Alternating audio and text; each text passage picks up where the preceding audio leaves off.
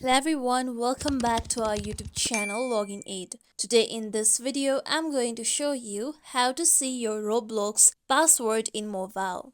To be able to see your Roblox password in mobile phone, you need to first make sure that you have saved your Roblox password on your Google account. If you haven't saved your password on your Google account, then you unfortunately won't be able to view your password.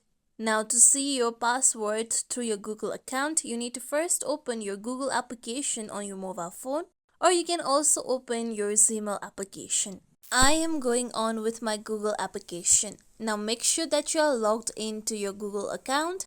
With this, tap on your Google profile on the top right corner.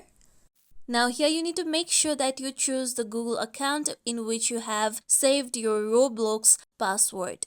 After this, now here tap on manage your Google account box. After this, now you'll be directed to this page. Now here you need to scroll towards left, and then here you can see security option. Tap on security. Then here you need to scroll down, and then you'll be able to find password manager option. Tap on password manager option. Now here you need to look for Roblox. After you find Roblox, tap on Roblox. After this, you need to enter the password of your mobile phone. Then here you'll be able to view your Roblox username as well as password.